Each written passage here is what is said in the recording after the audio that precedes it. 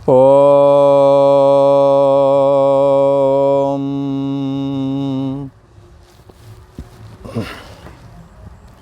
श्री योग वासिष्ठ के स्थिति प्रकरण में श्री वशिष्ठ जी महाराज बोले, हे राम जी,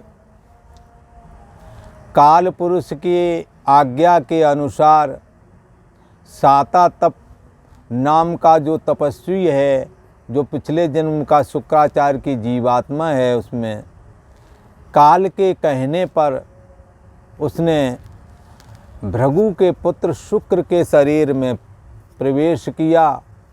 तब शुक्राचार्य के प्राण आने और जाने लगे, उनकी चेतना जाग गई और शरीर को, जो कि महाकृष था, महर्षि भृगु ने मंत्रों के द्वारा अवमंत्रित जल उसके ऊपर जब डाल दिया तो क्या है, शरीर चैतन्य हो गया और स्वस्थ हो गया और ऐसे ही सुंदर हो गया जैसे कमलनी खिलती है तो उसकी पंखुड़ियाँ बड़ी सुंदर लगती हैं। श्री वशिष्ठ जी महाराज कहते हैं, शुक्राचार्य का इस शरीर से महाकल्प पर्यंत तक का प्रारब्ध है और उस शरीर से उन्हें राक्षसों का राजगुरु भी बनना है। अभी तो इनका ये बाल्यावस्था ही चल रही थी, पिता की सेवा टहल करते थे कि ध्यान के समय इनका मन विचलित हुआ और मन चला गया और मन ही सच्चे अर्थों में शरीर है।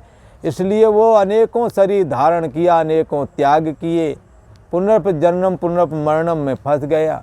जैसे शुक्राचार्य जी की चेतना गई और वापस नहीं लौटी, परंतु काल भगवान और महर्षि भृगु ने कोशिश करके उसकी चेतना को भृगु पुत्र जो शुक्र के शरीर में वापस लेके आए, क्योंकि दैव की नीति ही कुछ ऐसी थी कि अभी तो उसकी आयु बाकी थी उस शरीर से, इसलिए वापस आ गए और कोई वापस नहीं हो सकता। ये दैवी विधान ही ऐसा था, इसलिए ये संभव हो सका। तो ये दैव की नीति कुछ ऐसे बनाई हुई कि उसका कोई उल्लंघन नहीं कर सकता। वशिष्ठ जी महाराज कहते हैं कि हे राम जी, जब तक देह है तब तक देह के धर्म भी हैं। लोग कहते हैं जब तक जीना है तब तक सीना है। जीवन जब तक रहेगा तब तक कुछ ना कुछ तो करना ही पड़ेगा। राम जी, जब तक देह है, देह के धर्म भी तब तक बने ही रहते हैं। जैसे देह है तो भूख लगेगी, खाओगे पियोगे तो भूख लगेगी, तो अन्न जल का इंतजाम भी करना पड़ेगा। और घर गृहस्थी के जो भी कार्य हैं वो सब संपादन करने होते हैं, क्योंकि देह धरे के लाख दुख। जितने भी काम हैं वो देह धारण करने के। यदि देह ही ना होता तो ना घर बनाना पड़ता, ना खाने का इंतजाम करना पड़ता, ना राग द्वेष। तो देह के ही सारे संबंधी हैं।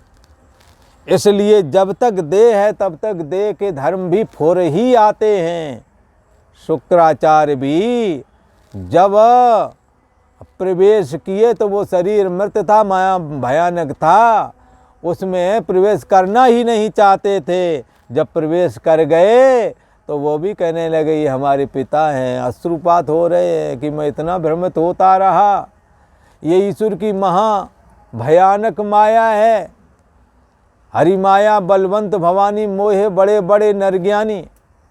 ईश्वर की माया बड़ी भयानक है कि हमारे पिता इतने सामर्थ्यशाली थे कि मुझे जन्म जन्मांतर में भ्रमते हुए देख करके मुझको लौटा के इस शरीर में वापस लाए, नहीं तो मैं लौट ही नहीं पा रहा था।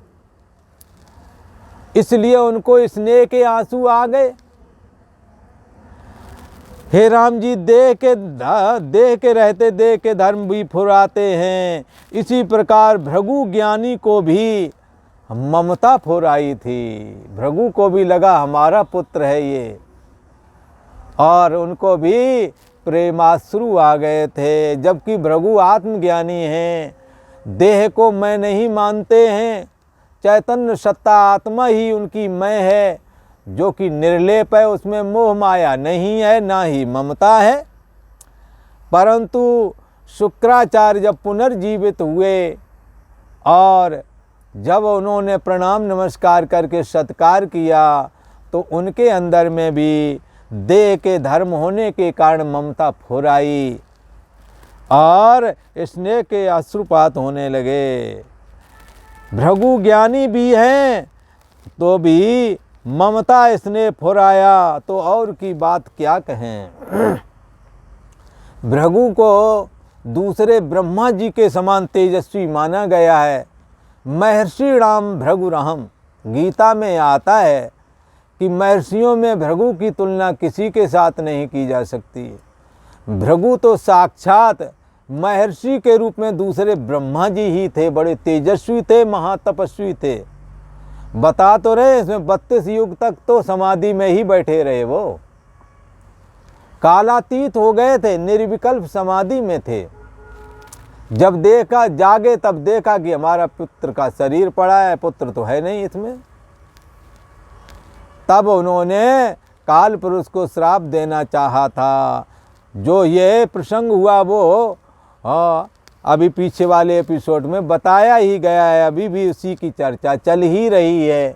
इसी प्रसंग को निमित्त बना करके ये बात वशिष्ठ जी महाराज बारंबार कथन करते हैं कि ये सारे धर्म कर्म और ये सारे सिलसिले चलते ही रहेंगे, परंतु चैतन्य सत्ता आत्मा में जो सदा स्थिति लाभ प्राप्त करके स्थिति लाभ प्राप्त किया, जिन्होंने उन्होंने जो सदा स्थिति बना ली आत्मा में, वो फिर कभी मोहित नहीं रहते। मोहित होते नहीं हैं, और ना ही कर्म करते हुए भी मोहित नहीं रहते। कर्म करें ना करें, जगत व्यवहार करें ना करें, घर गृहस्थी बसाएं ना बसाएं, उनकी अपनी राजी, क्योंकि वो निर्विकल्प आत्मा में मैं बुद्धि उन्होंने हो गई है, देह को वो मैं मानते नहीं हैं। भृगु जैसा महाज्ञानी, समस्त विद्याओं के ज्ञाता, उनके अंदर भी ममता का स्नेह फुराया था, तो और की बात क्या। पिता और पुत्र दोनों ही बैठ गए, और एक मुहूर्त पर्यंत कथा वार्ता करते रहे कि ऐसी ऐसी घटना हुई थी, फिर ऐसे विश्वाची नाम की अप्सरा आई थी, तो मैं उधर ऊपर को देखा तो ऐसे मन चला गया, तो फिर मैं स्वर्ग गया, वहाँ इतने समय तक रहा, फिर विद्याधर बना, और फिर ऐसे ऐसे करके धीवर बना, राजा बना, और फिर बाद में मृग बना, कर्म बिगड़ गए। कौन जोन जन्मा जहनाई, मैं खगेश भ्रम भ्रम जगमाई। ऐसी कौन सी योनि है जहाँ मैं जन्मा नहीं, और ऐसा कौन सा दुख है जो हमने उठाया नहीं। सारे दुख झेले हैं, सारे सुख भी भोगे हैं। एक मुहूर्त पर्यंत कथा वार्ता में लगे रहे कि ऐसा देखा, ऐसा किया, वैसा, ऐसा सारा कुछ बताया। फिर उठकर उन्होंने उस तपस्वी शरीर को जलाया। वो साता तप नाम का जो तपस्वी का शरीर छोड़ करके उसका जीवात्मा शुक्राचार्य के शरीर में जो आया था, वो वहीं पड़ा हुआ था। उस शरीर को उठाया, उसका अग्नि संस्कार किया, जलाया। क्योंकि बुद्धिमान शास्त्र के आचार विचार में ही स्थित रहते हैं। बोध हो तो क्या हुआ, अपने शास्त्र की जो चेष्टाएं हैं उनका बुद्धिमान लोग कभी त्याग नहीं करते हैं, शास्त्र अनुरूप ही चेष्टा करते हैं। इसलिए यद्यपि शुक्राचार्य महाज्ञानी हैं, तो भी उन्होंने पिछले जन्म वाला जो शरीर वहाँ साता तप नाम का तपस्वी का पड़ा हुआ था, जिससे वो निकले थे और शुक्राचार्य के शरीर में प्रवेश कर गए थे, उसको उठा करके जलाया, अग्नि संस्कार किया। इसके अनंतर जिनका बपू तपस्या से प्रकाशता है, ऐसे शुक्राचार्य जी महाराज। शुक्राचार्य जी का बड़ा तप है, इनके तप की समानता कोई नहीं कर सकता। इनकी विद्याओं की बराबरी कोई नहीं कर सकता। इनके पास साक्षात मृत संजीवनी विद्या श्री महादेव जी की द्वारा दी गई है। एक कल्प में ये विद्या ब्रह्मांड में एक के पास में ही रहती है, चाहे देव गुरु बृहस्पति के पास रहे और चाहे असुरों के आचार्य शुक्राचार्य के पास रहे। तो इस समय तो असुरों के गुरु शुक्राचार्य के पास ये विद्या है, और शुक्राचार्य जी ने ये विद्या कोई ऐसे एहसान में नहीं प्राप्त की थी, बड़ी तपस्या करके श्री महादेव जी से ये विद्या प्राप्त की थी। श्री शुक्राचार्य जी ने 100 रस्सियाँ एक बरगद पर बांधी और ऊपर पैर रस्सी में बांध लेते थे और नीचे सिर करके लटके रहते थे, और 1 वर्ष तक नीचे कड़ुए नीम का धुआं किया जाता था, उसी का पान करते थे और श्री महादेव जी का जप किया करते थे, ध्यान करते थे।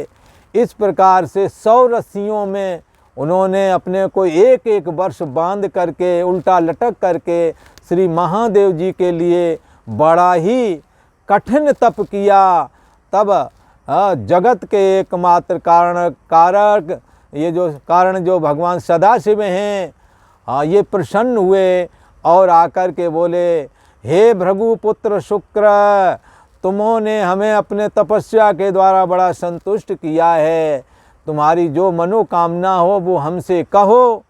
तब शुक्राचार्य जी ने कहा, हे जगत गुरु, हे देवासुर गुरु, तुम्हें नमस्कार है। हे तारक असुर के मारने हारे, तुम्हें नमस्कार है। हे सृष्टि के संहारक देवता, तुम्हें नमस्कार है। इस सृष्टि के आदि कारण आप ही हैं, आप ही से विष्णु होते हैं, विष्णु से ब्रह्मा होते हैं। आप इस जगत के अंतरात्मा हैं, इसीलिए आपको शिव कहा जाता है। आप कल्याण स्वरूप हैं, आपको नमस्कार है। आप कृपा करके मुझे अपनी मृत संजीवनी विद्या प्रदान करें, ताकि हमारे जो जजमान राक्षस लोग हैं उनकी मृत्यु का निवारण मैं कर सकूं। इसलिए मुझे मृत संजीवनी विद्या प्रदान कीजिए। तब जो सबके अंतर्यामी हैं, सदा सबकी बुद्धि देश के साक्षी होकर के विद्यमान रहने वाले उन सदाशिव ने उन भृगुपुत्र शुक्राचार्य को मृत संजीवनी विद्या प्रदान कर दी। इस प्रकार से ये मृत संजीवनी विद्या शुक्राचार्य के पास ही है। यद्यपि बृहस्पति के पुत्र कच ने वो विद्या प्राप्त करने के लिए शुक्राचार्य की बड़ी उपासना की थी, तो भी महादेव जी ने कहा था ये इस कल्प में केवल तुम्हारे पास ही रहेगी और किसी के पास नहीं जाएगी। कच ने विद्या सीख ली, परंतु देवयानी और शर्मिष्ठा वाला प्रसंग जो कि भागवत में प्रसिद्ध ही है, देवयानी ने श्राप दे दिया कि तुम जो हमारे साथ विवाह नहीं करोगे तो हमारे पिता से जो तुमने मृत संजीवनी विद्या सीखी है वो भूल जाओगे। कच ने विवाह नहीं किया और उनका श्राप कच को लगा, जिससे वो मृत संजीवनी विद्या को जानते हुए भी भूल गए। इस प्रकार से ये मृत संजीवनी विद्या बड़ी दुर्लभ है, जो मरे हुए को जीवित करने में समर्थ है। शरीर का कोई एक अंग मिल जाए और मृत संजीवनी विद्या का प्रयोग करके शुक्राचार्य जी उसे पहले जैसा ही जीवित कर दिया करते थे। तो ये शुक्राचार्य जी फिर क्या हुआ कि जब उन्होंने उसका पहले वाले शरीर का अग्नि संस्कार किया, फिर उनका शरीर बड़ा ये तपस्वी तो थे ही, तपस्या के भंडार थे, उनका बपू उनका शरीर प्रकाशने लगा। उनकी श्याम कांति है। ऐसे जीवन मुक्त उदार आत्मा हो करके वो पिता पुत्र दोनों वहाँ रहे, महर्षि भृगु जी और उनके पुत्र शुक्राचार्य जी। हे राम जी, वो समय भी आया और समय पा करके शुक्र जी जो कि महर्षि भृगु जी के पुत्र हैं, जाकर के दैत्यों ने उन्हें अपना गुरु बना लिया और वो दैत्य गुरु कहलाए और भृगु जी समाधि में स्थित हो गए, अर्थात कैवल्य निर्वाण को प्राप्त हो गए। भृगु जी की लंबी समाधि होती है, युग युगांतर तक चली जाती है उनकी समाधि। भृगु जी समाधि में स्थित होवेंगे अर्थात कैवल्य निर्वाण को प्राप्त हो जावेंगे। शुक्राचार्य जी तो दैत्यों के गुरु होवेंगे। इससे जो सब विकार से रहित जीवन मुक्त पुरुष है, जिसके अंदर देहाभिमान नहीं है, जिसके अंदर मन में राग द्वेष काम क्रोध आदि दोष नहीं है, वो कैसा है? जीवन मुक्त कहलाता है। निर्दोषम ही समम ब्रह्म तस्मात् ब्रह्मणीते स्थितः यही तैर्जिता सर्गो येषां साम्ये स्थितं मनः निर्दोषम ही समम ब्रह्म तस्मात् ब्रह्मणीते स्थितः। जिसके ने अपने मन को निर्दोष और सम बना लिया है, काम क्रोध लोभ मोह आदि दोषों से अपने को बचा लिया है, मान अपमान सुख दुख लाभ हानि आदि द्वंद्वों में जो द्वंद्वातीत हो गए हैं, द्वंद्वों से रहित हो गए हैं, ऐसे महापुरुषों का मन निर्दोष और सम हो जाता है और चैतन्य सत्ता ब्रह्म भी निर्दोष और सम है। इसीलिए निर्दोष और सम जो मन है वो ब्रह्म में स्थित हो जाता है। इस प्रकार से ऐसे महापुरुष कैवल्य निर्वाण को प्राप्त हो जाते हैं। ऐसे जीवन मुक्त महापुरुष जगत गुरु हैं और सबके पूजने के योग्य हैं। इति श्री योग वशिष्ठ स्थिति प्रकरण भार्गव जन्मांतर वर्णन नाम खोड़ सह सर्गः। और आज इतना ही।